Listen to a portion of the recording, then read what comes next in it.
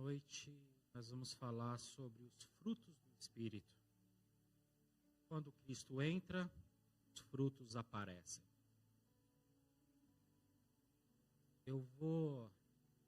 Eu tenho um texto base para isso, mas prestem atenção, essa mensagem dessa noite, ela vai se conectar com outras mensagens que já foi pregada aqui. Algumas semanas atrás, eu preguei sobre Apocalipse 3:20, que é quando Cristo está à porta do nosso coração. Antes disso, o pastor pregou sobre João. Jesus Cristo é a videira e nós somos os ramos. Quem está em Jesus, dá muitos frutos. Amém? Você que tem a sua Bíblia, abra em Gálatas 5. Vamos ler a partir do verso 16. Gálatas 5, a partir do verso 16. Achou? Diz amém? E a palavra do Senhor nos diz: por isso digo, deixem que o Espírito guie sua vida, assim não satisfarão os anseios de sua natureza humana. A natureza humana deseja fazer exatamente o oposto do que o Espírito quer. O Espírito nos impele na direção contrária àquela desejada pela natureza humana. Essas duras forças se confrontam o tempo todo, de modo que vocês não têm liberdade de pôr em prática o que tentam fazer. Quando, porém, são guiados pelo Espírito, não estão debaixo da lei. Quando seguem os desejos da natureza humana, os resultados são extremamente claros: imoralidade sexual, impureza, sensualidade, idolatria, feitiçaria, hostilidade, discórdia, ciúmes, acesso de raiva, ambições egoístas, dissensões, divisões, inveja, bebedeiras, festas desregradas e outros pecados semelhantes. Repito o que disse antes: quem pratica essas coisas não herdará o reino de Deus. Mas o Espírito produz este fruto: amor, alegria, paz, paciência, amabilidade, bondade, fidelidade, mansidão e domínio próprio. Não há lei contra essas coisas. Eles que pertencem a Cristo Jesus crucificaram as paixões e os desejos de sua natureza humana. Até aqui, amém? Curva sua cabeça. Querido Deus, te louvamos, te exaltamos, Pai. Que a sua presença possa ser sentida aqui nessa noite, Senhor. Que a sua voz possa ser escutada nessa noite, Senhor. Que o Senhor possa me usar nessa noite, Senhor, para poder transmitir a sua mensagem para o seu povo, Pai. Fale aos nossos corações, Pai, que possamos sair daqui, Senhor, enriquecidos, Pai, com a sua palavra, Senhor, em nome de Jesus. Possamos sair prontos para a batalha e para os confrontos do dia a dia, em nome de Jesus. Amém? Então a gente vê aqui, irmãos, que esse texto, ele se conecta justamente com as outras pregações que tiveram aqui nas semanas passadas. Primeiro, Cristo está ao coração, pedindo para poder entrar, não exigindo. Cristo bate e ele espera que nós abrimos. Uma vez habitando o nosso coração, ele começa a plantar a semente, porque ele é a videira e nós somos os galhos, os ramos. E a palavra diz, em João 15:5, eu sou a videira, vós as varas, quem está em mim e eu neles, esse dá muito fruto, porque sem mim nada podeis fazer. Então no dia a dia, a gente tem uma luta, a gente trava uma luta interna conosco mesmo, para poder, a nossa carne brigando com o Espírito. E a partir do momento que a gente abriu a porta para Cristo Jesus entrar no nosso coração, os frutos eles vão começar a ser visíveis na nossa vida.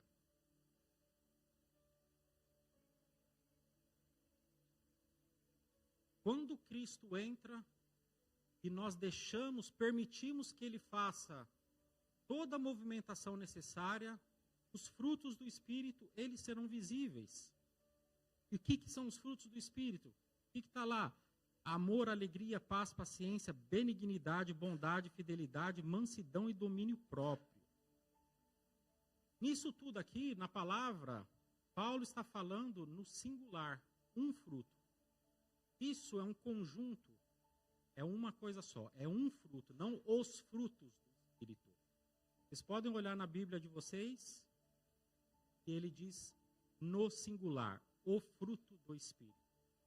Tudo isso é um conjunto de um fruto. E o fruto, ele é a evidência da transformação invisível que o Espírito faz no nosso coração. Se Jesus não habita o nosso coração, esse contraste com as obras da carne não existe. O que vai estar evidente em nós seria somente as obras da carne. Então a gente tem que olhar para dentro e se perguntar: os frutos estão aparecendo ou as obras da carne estão aparecendo? O que tem dominado o seu eu? Eu falei aqui na minha última pregação que não adianta a gente falar com a nossa boca, eu amo a Jesus, eu sou cristão, se no dia a dia as nossas ações, elas mostram o contrário. Falar com a boca é muito simples eu falar isso, aquilo, mas quais são as minhas atitudes? Nós não controlamos as nossas atitudes, nós não controlamos os nossos impulsos. Você pode estar pensando, você vai com a ideia na cabeça, eu vou fazer isso. Mas na hora, o nosso impulso, o nosso interior, ele demonstra outra coisa. É muito complicado a gente poder tentar inventar aquilo que a gente não é. Isso é impossível. E sem Cristo na nossa vida, as obras da carne sempre estarão mais evidentes. O texto de Isaías 29:13 diz: porque o Senhor disse, pois que este povo se aproxima de mim, e com a sua boca e com seus lábios me honra, mas o seu coração se afasta para longe de mim. E o seu temor para comigo consiste só em mandamentos de homens, em que foi instruído. Então, muitas pessoas que acham que estão cumprindo um rito social, vindo para a igreja, eu vou para a igreja, eu sou cristão. Não.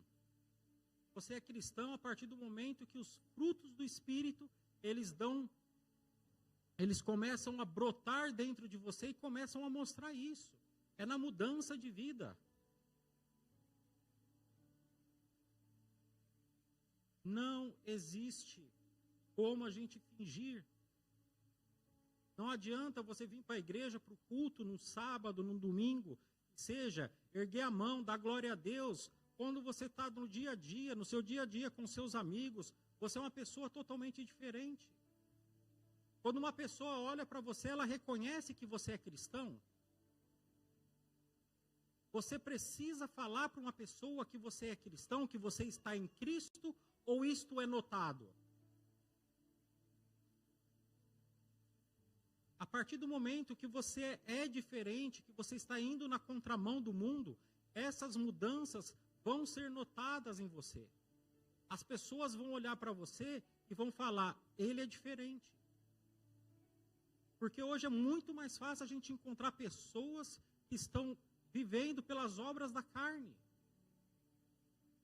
Não só na rua, não só nos ímpios, dentro das igrejas também. As nossas ações, elas falam por si só. Vamos falar desses frutos, um a um. Primeiro fruto que é citado, o amor. O amor, ele é a base de todos os outros. E muitos ainda confundem o amor como sendo somente um sentimento. O amor não é um sentimento. O amor, ele é uma decisão diária de agir pelo bem do próximo. Mesmo quando a gente não sente vontade. Se você decide amar uma pessoa, mesmo se você não tem vontade de amá-la, é aceito por Deus. Porque isso é um sacrifício que você está fazendo contra a sua carne. Então eu digo para vocês, é muito fácil a gente falar eu amo, porque é fácil a gente chegar para o nosso filho, para nossa esposa, para nossa mãe, para o nosso pai, falar eu amo vocês. É muito fácil a gente ver um amigo que está numa situação difícil e a gente falar eu vou ajudá-lo porque eu amo você. Isso é fácil. Isso não é sacrifício nenhum. Mas esse amor que está sendo falado aqui é o amor de sacrifício. É o amor onde Jesus Cristo poderia ter continuado sentado no trono dele e ter deixado a gente sucumbir. Mas não. Ele se destituiu da sua glória, veio à terra e pagou o preço.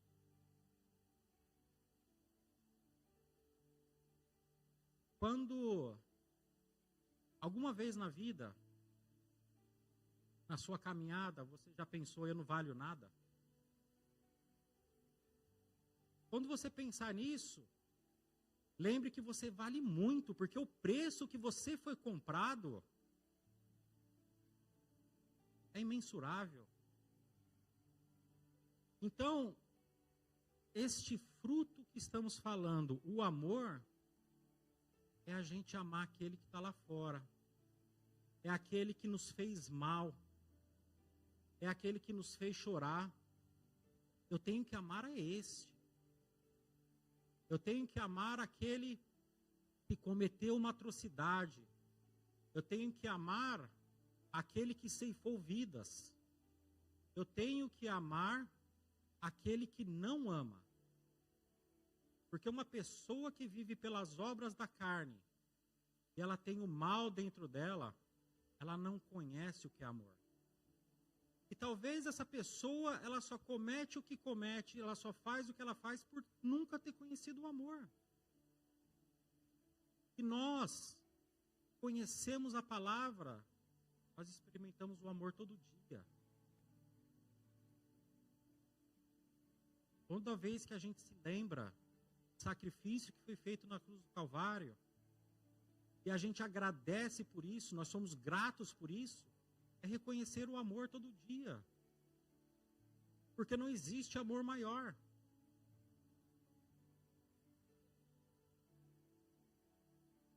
Então que este fruto seja evidente na nossa vida, começarmos a ter compaixão daqueles que estão perdidos. Temos que ter compaixão daqueles que estão na rua. Fácil fazer uma caridade, passar pela rua e entregar uma moedinha para uma pessoa que está pedindo. Quantos de vocês falaram do amor de Jesus para essa pessoa? Quantos aqui têm coragem de abraçar um morador de rua? Ele com toda a sujeira que ele tem ali no corpo, quantos têm coragem de levantar e ir até ele, abraçar e falar, Jesus te ama, e ele tem um plano na sua vida?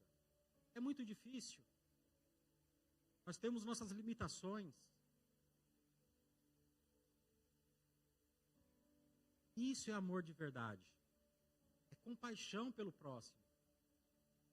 Não por aqueles que é fácil de amar, mas por aqueles que é muito difícil de ser amado, de amar a pessoa.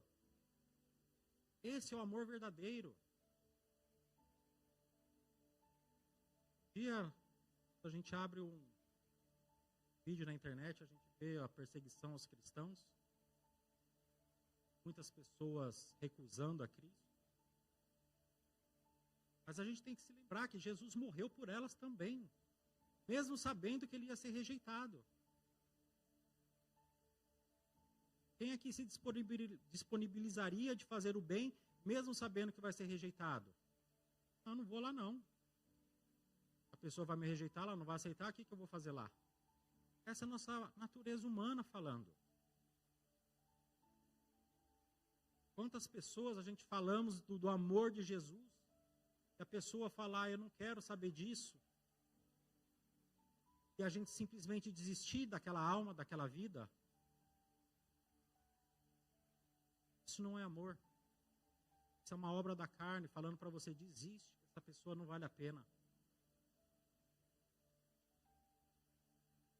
segundo fruto, vamos para a alegria. A alegria do Espírito não depende de circunstâncias, mas da presença constante de Deus. Coloquei aqui na minha ministração, Filipenses 4:4, que o irmão William falou. Paulo, ele escreveu Filipenses 4, a carta a Filipenses, quando ele estava na cadeia. Então, a alegria não são as circunstâncias que a vida nos proporciona, mas sim viverem constantemente na presença de Deus. Sábado passado, a gente estava no caminho da igreja, minha esposa falou comigo uma coisa, eu vou trazer aqui, eu acredito que ficou em dúvida para algumas outras pessoas também, para poder deixar isso bem claro, que eu falei na minha última pregação, que o inferno só é inferno porque Deus não está lá, porque se Deus estivesse lá, eu também queria estar lá. Mas é justamente por causa disso, o inferno ele só é um lugar de dor e sofrimento porque ele não tem a presença de Deus. Se ele tivesse a presença de Deus, ele não seria o inferno. Então eu quero estar aonde a presença de Deus está, independente de onde seja. Então, gente, a alegria não são aqueles prazeres momentâneos que a gente recebe no dia a dia. Às vezes com uma notícia boa, às vezes com um aumento de salário, com uma oportunidade nova. Isso são coisas passageiras. Mas o fruto do Espírito é aquilo que permanece. É nossa alegria diária de ter a certeza de que no momento de nosso acordar ao nosso dormir, a presença de Deus está conosco. Essa é a alegria verdadeira. Porque Deus não nos decepciona. E você viver na presença de Deus é a alegria garantida. Imagine Paulo na situação, escrevendo cartas à igreja, quando estava preso, sem saber o que aconteceria com ele, mas para ele, independente do que acontecesse, ele podia naquele momento sentir a presença de Deus. E o que nos impede hoje de viver em alegria? Infelizmente são as coisas diárias que nos tiram da presença de Deus.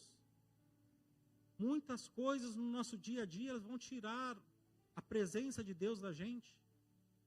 A nossa falta de atenção, a percepção nos mínimos e pequenos detalhes. Alguém tem testemunho para poder contar essa semana? Eu tenho. Eu abri meus olhos todo santo dia.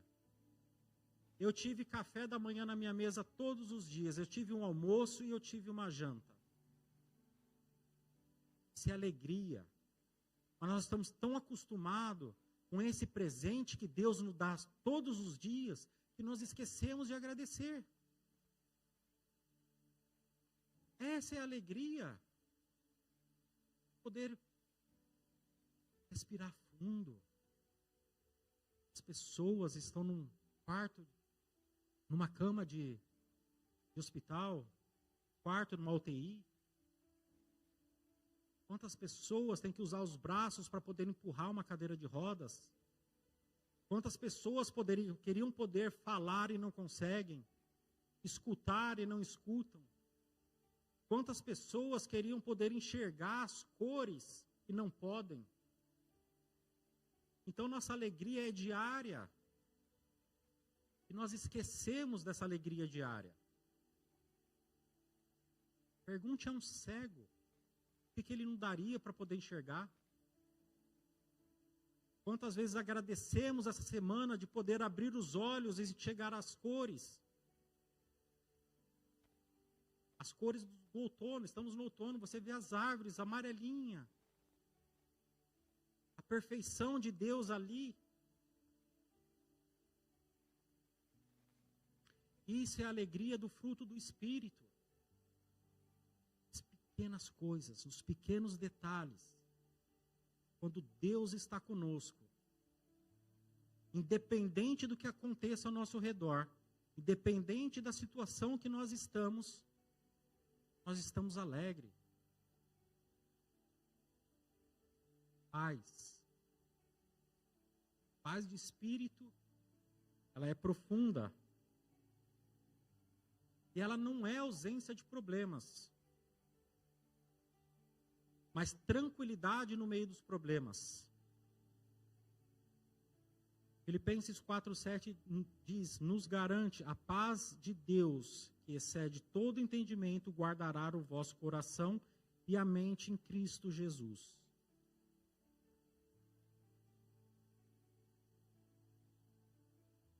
Cristo não nos prometeu paz, pelo contrário, ele falou que passaríamos por tribulações.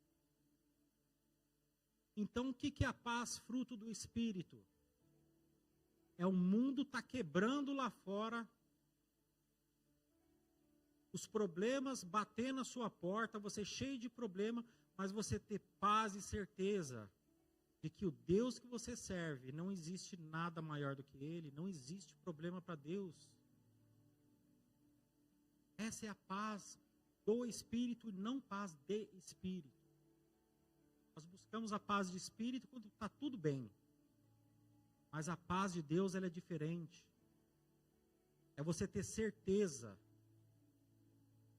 de que o mundo está caindo lá fora. Mas o Senhor está nos guardando. Os problemas sempre vão acontecer. Indiferente. É do momento que nós nascemos até o momento que nós fechamos os olhos para essa terra. Mas como nós temos lidado com o nosso interior em frente aos problemas? Nós temos aceitado que a vontade de Deus, ela é boa, perfeita e agradável? É isso que pega. Eu já falei isso outras vezes na célula. A gente aceitar que a vontade de Deus, ela é boa, perfeita e agradável. Eu quero ir para a direita, mas Deus me manda para a esquerda. Não, mas eu acho que para a direita é melhor. Deus fala, mas não é na direita que eu quero você na esquerda. E a gente bate o pé. Aí quando a gente vai para a direita, o que acontece? Quebra a cara.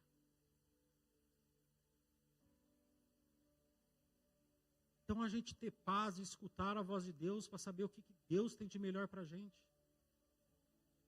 Frente a problemas. Problemas não vão desaparecer. Porém, temos que confiar no Deus que nós servimos. Paciência. A paciência, ela é esperar em Deus sem murmurar. Suportar adversidades sem se irritar, confiar no tempo perfeito do Senhor. É o que eu acabei de falar. Nós sabemos confiar no tempo do Senhor?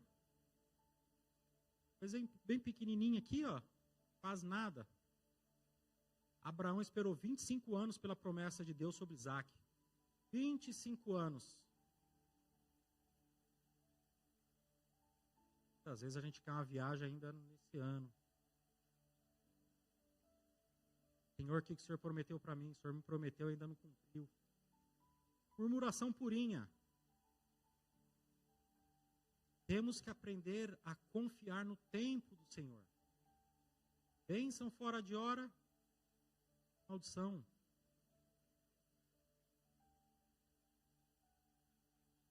Quando a gente aprende a esperar no Senhor, a paz de espírito vem junto com a paciência. Quando a gente sabe esperar no Senhor, nós vivemos paz, alegria. Vocês perceberam que é um fruto completando o outro para poder se tornar um só?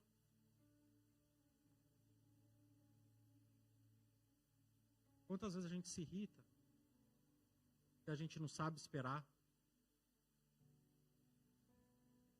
Essa falta de confiança, não saber esperar é falta de confiança de que Deus tem o melhor para você e que no tempo certo vai acontecer.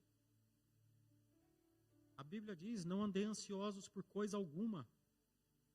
Quando a gente não sabe esperar, quando nós não temos paciência, a ansiedade toma conta da gente. Com ela, traz muitos outros problemas, depressão, gaste, física e emocional. Benignidade e bondade.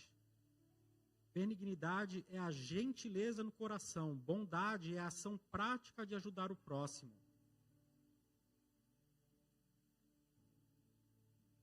Como eu disse lá no começo, a gente tem um amor forte dentro da gente, a benignidade, a bondade, ela vem junto. Nós ficamos felizes em poder ajudar o próximo. Como eu falei, ajudar quem a gente conhece, um membro familiar, uma pessoa do nosso meio, é muito fácil. Mas ajudar aqueles que realmente estão necessitados. E quando eu falo em ajudar, não é somente ajuda financeira, não. Quando a benignidade e a bondade, ela vem, nós queremos entregar para eles aquilo que nós recebemos. O que nós temos de mais precioso? A nossa salvação. Eu quero partilhar dessa salvação. Aquilo que eu recebi do Senhor, eu quero que os outros também recebam.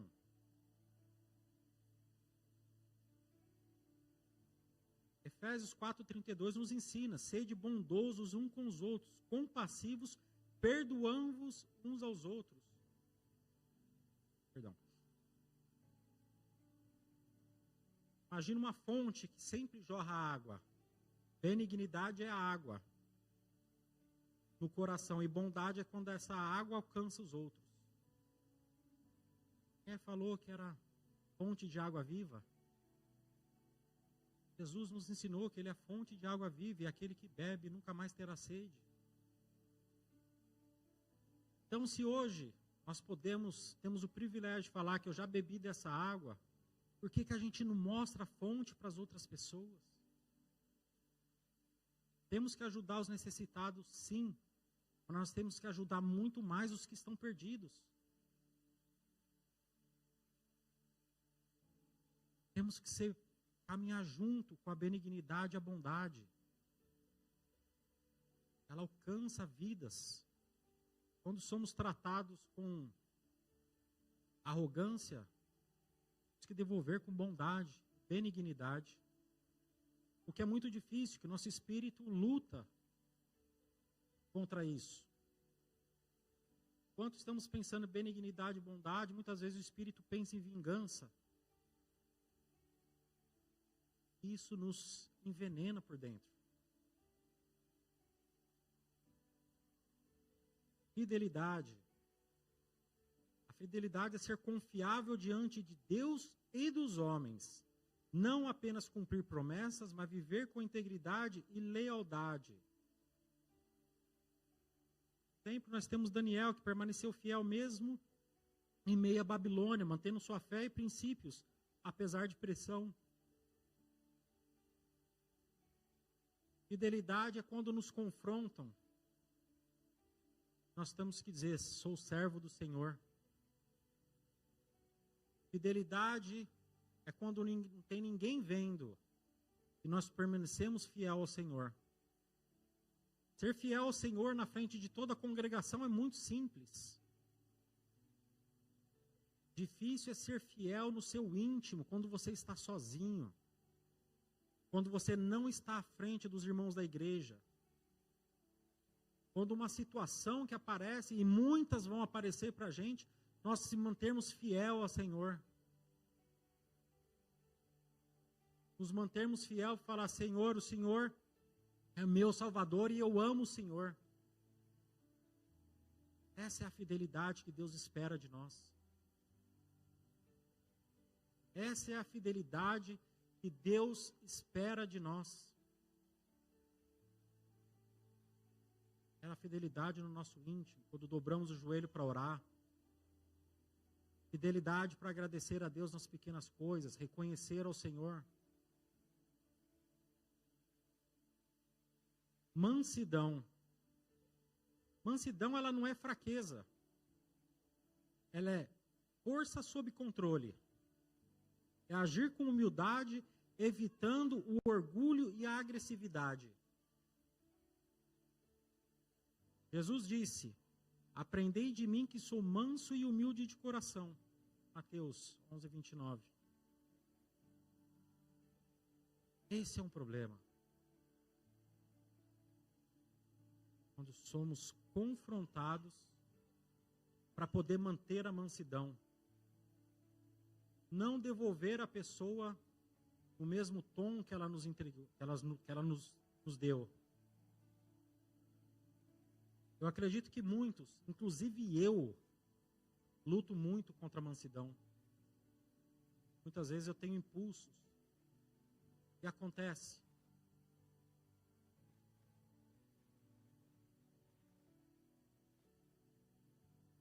Pensa uma analogia aqui.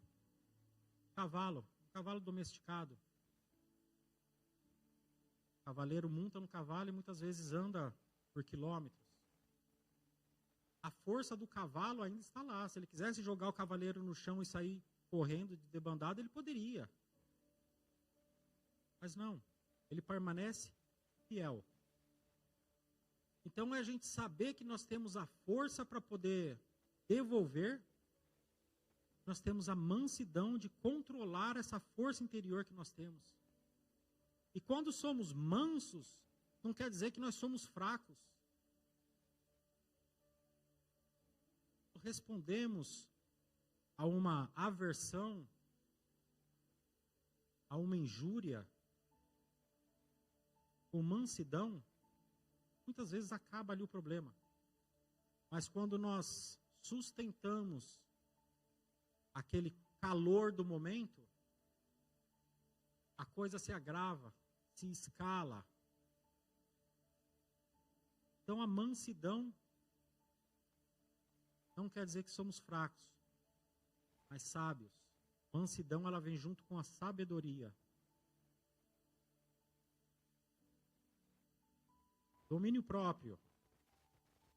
Domínio próprio é controlar desejos e impulsos, não ser escravo das paixões e das circunstâncias. Dificílimo essa também. Muitas vezes nós nos deixamos levar pelas obras da carne, alguma coisinha que ali parece pequenininha, pecadinho que a gente carrega ali conosco, um hábito mau.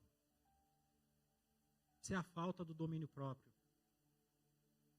Mas quando a gente aprende todas as outras que eu citei, fica sendo cada vez mais fácil para a gente poder ter o nosso domínio próprio. Controlar impulsos não é fácil. Como eu falei no começo, os impulsos, ele realmente mostra quem nós somos de verdade. Então, somente com o fruto do Espírito, para a gente poder ter domínio próprio. Dominar a nossa carne, a nossa mente, os nossos pensamentos. Muitas vezes temos pensamentos maus. Somente o domínio próprio para poder tirar esses impulsos.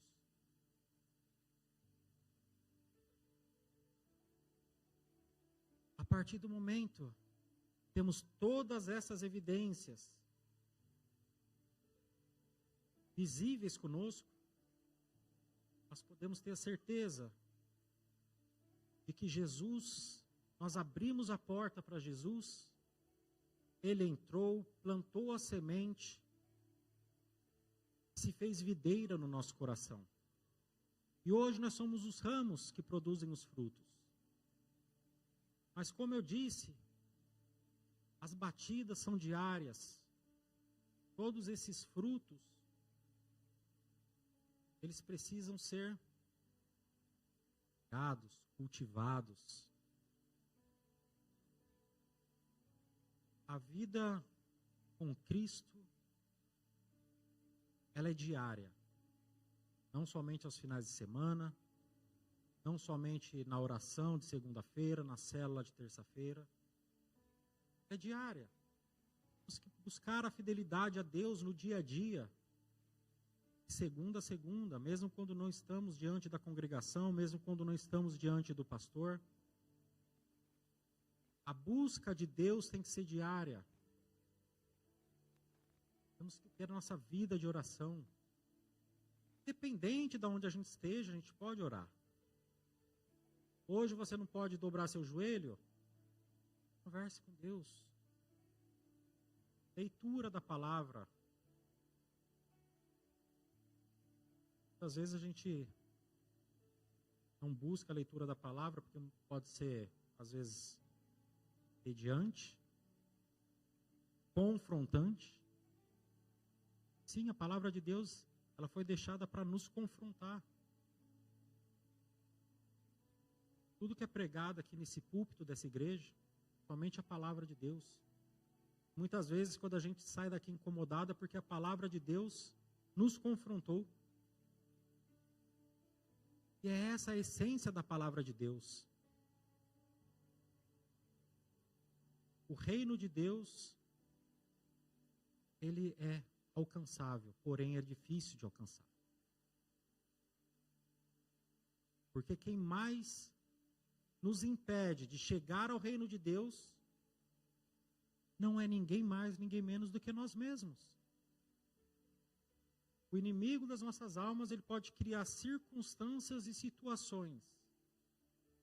E você vai cair nelas, depende de você. Ele só toca na gente com a permissão de Deus. Sem a permissão de Deus, ele não toca. Mas as situações do nosso dia a dia criadas para nos afastar da presença de Deus, elas vão ser toda hora e todo momento.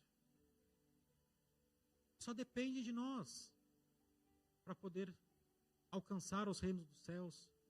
De mais ninguém. Não é minha esposa que me faz pecar. Eu peco por mim mesmo. Não é o irmão da igreja que me faz pecar. Não, eu peco por mim mesmo. Porque a decisão é minha.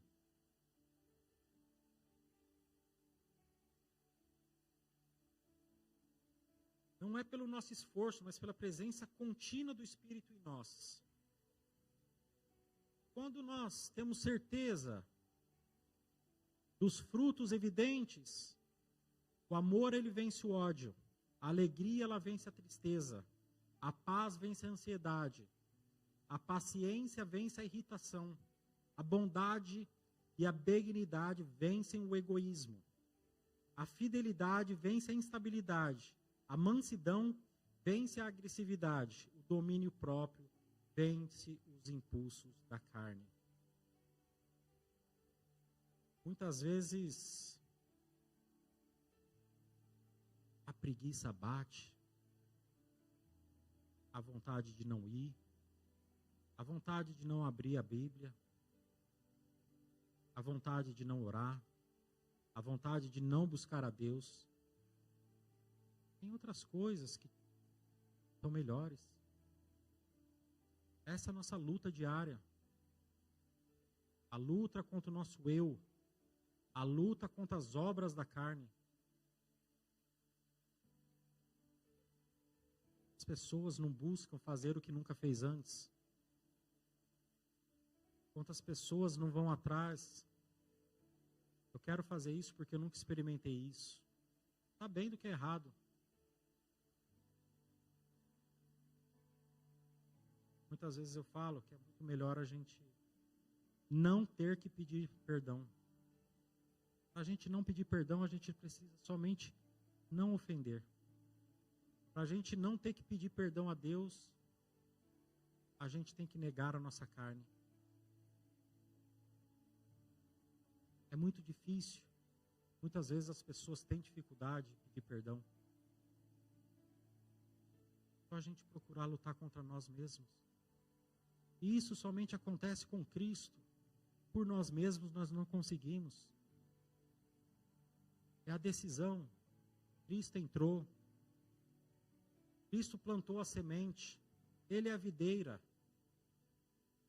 Se estamos ligados em Cristo, produziremos os frutos.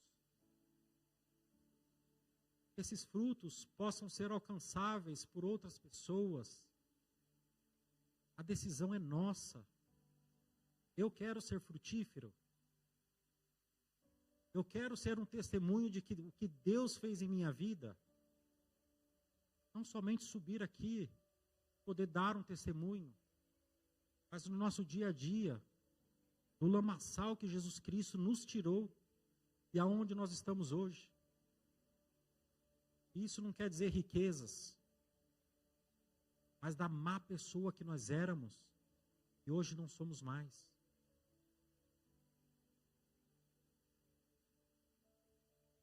Que os frutos do Espírito sejam visíveis em vossas vidas.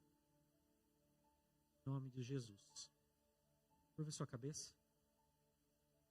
Querido Deus, eu quero te louvar, Pai, quero te agradecer pela sua bondade, pela sua benignidade, Senhor, em nome de Jesus, Pai. O amor que o Senhor teve por nós, Pai, enviar o seu Filho unigênito, Pai, para que possamos ter vida em abundância, Senhor. Se não fosse pelo seu amor para conosco, Senhor, hoje estaríamos mortos, Senhor, em nome de Jesus, Pai. Eu quero louvar a Ti, Senhor, por cada respirar meu no dia de hoje, Senhor. Pelo meu andar, Senhor, pela vida dos meus irmãos que aqui estão, Senhor, que puderam ter o privilégio de acordar, Senhor, de poder respirar, abrir seus olhos, Pai, em nome de Jesus, Pai.